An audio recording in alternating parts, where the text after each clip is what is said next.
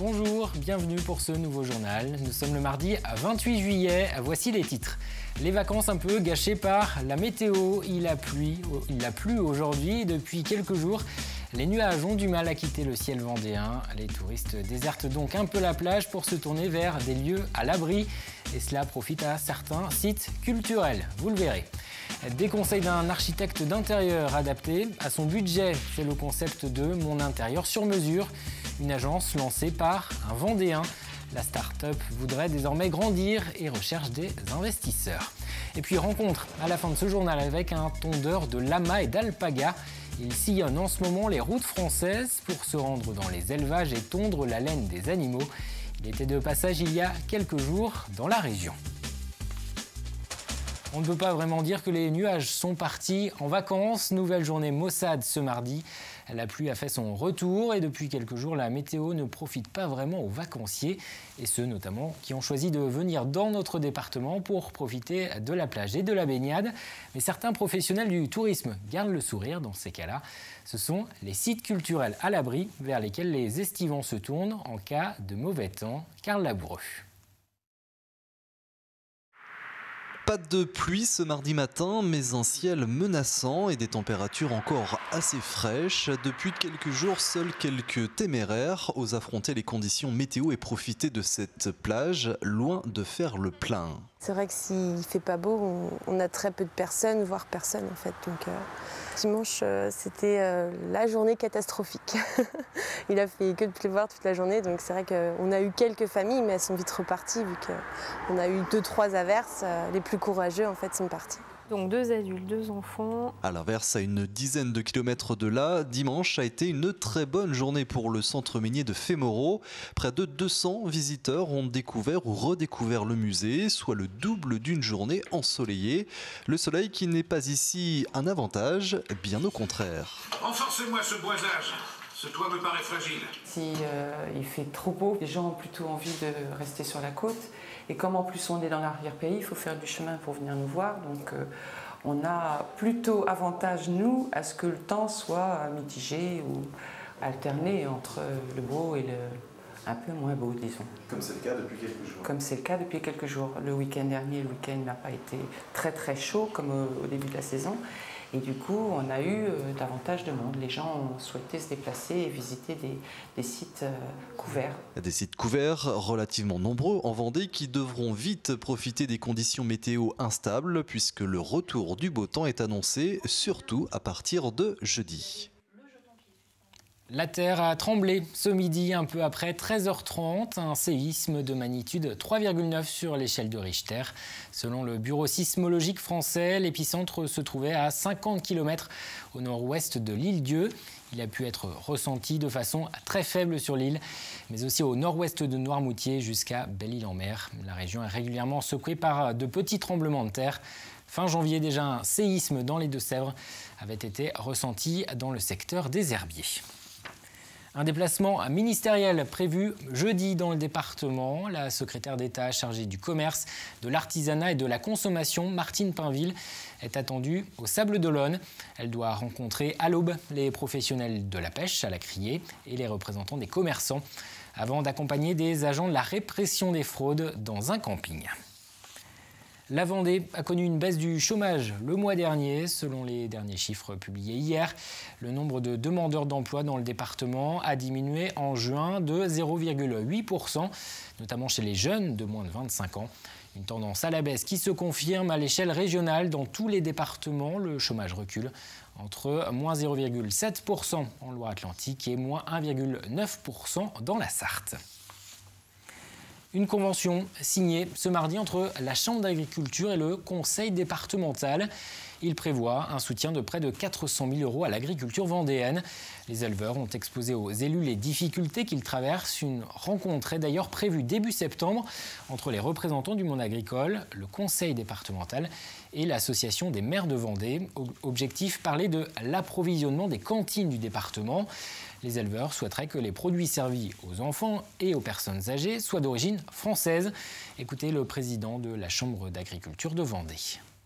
La population vendéenne, au travers des cantines, des EHPAD, des cantines de tous sortes, de collèges, lycées, on puisse retrouver demain que des produits, on va dire, locaux, qu'ils soient des circuits courts, qu'ils soient des circuits longs, de produits conventionnels, de produits bio.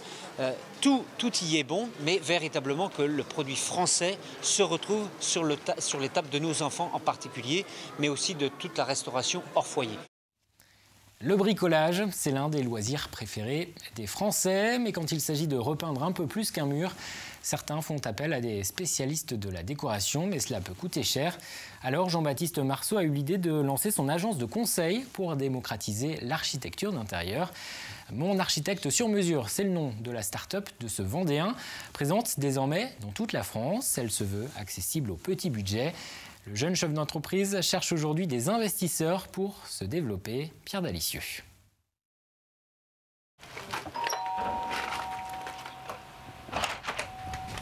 Bonjour Amandine.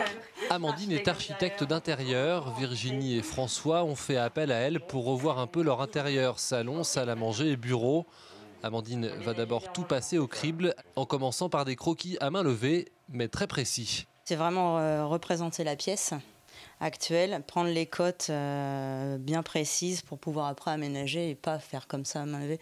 Enfin, faire un aménagement qui ne rentrerait pas forcément parce que la pièce est quand même pas très très grande. Donc il faut vraiment y aller au millimètre pour proposer aux clients quelque chose de logique.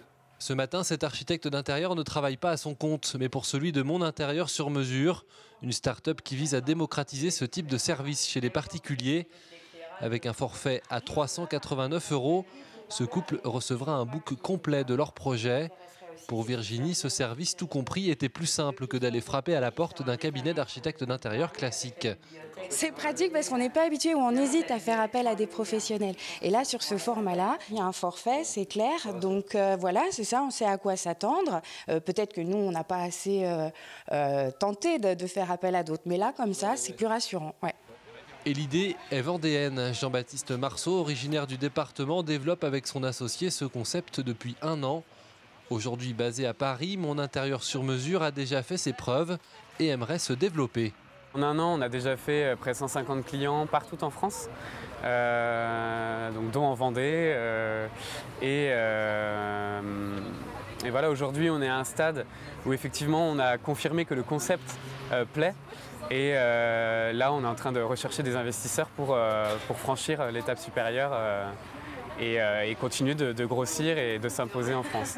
Virginie et François recevront bientôt leur book, de quoi se faire une idée précise. Liste des matériaux ainsi que leur prix, tout y est. Pour les travaux, ce couple a le choix de faire appel à un artisan ou de tout faire eux-mêmes. D'accord, très bien. Toujours au chapitre économie du changement, à la tête de Beneteau, le président du directoire, Bruno Catolinet, a été démis de ses fonctions en raison de divergences de points de vue.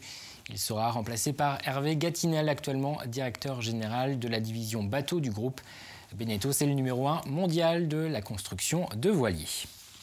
En bref, une information circulation. La 83 sera fermée cette nuit entre Montaigu et Nantes, dans les deux sens, en raison de travaux de construction d'un échangeur.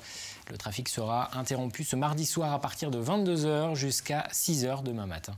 Une déviation sera mise en place. Et puis le trafic a été perturbé ce mardi entre la Vendée et la Charente-Maritime. À la suite d'un incendie à Moreil, 100 tonnes de paille et de foin sont parties en fumée.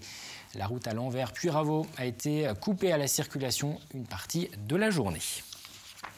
Tondeuse à la main, il sillonne les routes françaises. Robin Boyer est tondeur. Il s'est spécialisé dans la tonte des petits camélidés, les lamas, les alpagas, élevés entre autres pour leur laine, utilisés ensuite pour des vêtements. Pendant 3 mois, Robin Boyer se rend dans différents élevages français pour couper la toison de ces animaux. Un coup de main qu'il tient de son père, Anthony Jamin. Ça y est, c'est fini. Voici Biscuit, un mâle alpaga et son imposante toison. Après être passé entre les mains de Robin, il va perdre considérablement de volume. Rassurez-vous, les cris qu'il émet n'ont rien d'inquiétant. Les mâles étant plus dominants, ils ont l'impression plutôt qu'on... C'est un peu comme si on les soumettait totalement à une prise. Donc ils stimulent un petit peu plus leur mécontentement, quoi. Robin a repris l'activité de son père il y a 5 ans. Avec Julien, pendant 3 mois, ils font leur tour de France des élevages de petits camélidés, un travail à 2 instauré par son père. Lui, il fait guise de ressort humain. C'est-à-dire que si la bête bouge, il va bouger avec elle. Donc la bête n'a aucun risque de se faire du mal, une déchirure ou de se déboîter un membre. Robin met en moyenne 15 minutes pour tondre un alpaga et son travail ne s'arrête pas là. Vérification de la dentition, taille des onglons, les alpagas ont droit à un check-up complet. Il faut que les dents soient sous le bourrelet pour qu'ils puissent appréhender l'herbe. Donc là, c'est bon.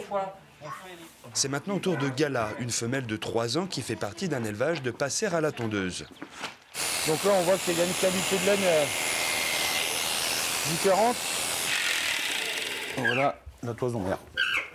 Cette toison mère, c'est de l'or pour Denis et Brigitte. Non seulement ils élèvent les alpagas, mais en plus, ils tissent la laine pour en faire des vêtements. Sur le dos, ce qu'on appelle la qualité 1, le dos, la toison mère, c'est la meilleure qualité et en général, c'est ce qui sert à faire les produits qui vont directement sur la peau. Et puis après, les hautes cuisses, le cou. Les bas-côtés, quand la bête vieillit, la qualité elle est un peu moins douce, un peu moins agréable au toucher. Donc c'est ce qui me sert à faire des ponchos, à faire des choses qui vont, des plaids, des choses qui ne vont pas aller directement sur la peau. Une belle toison, c'est environ 2 kg de laine, bonne à travailler. Robin et Julien vont reprendre la route, direction la Bretagne. Pendant ce Tour de France, 800 à 1000 bêtes seront passées entre leurs mains. Un coup d'œil à la météo, ça s'arrange. Retour des éclaircies demain dans la journée. Le mercure reste en dessous des normales de saison. 12 à 15 degrés dans la matinée, 20 à 23 pour les maxis. Le détail des prévisions, c'est dans un instant avec Armel Pavageau. J'aurai le plaisir de vous retrouver demain pour un nouveau journal. On ferme cette édition avec ces images de l'Aiguillon-sur-Mer.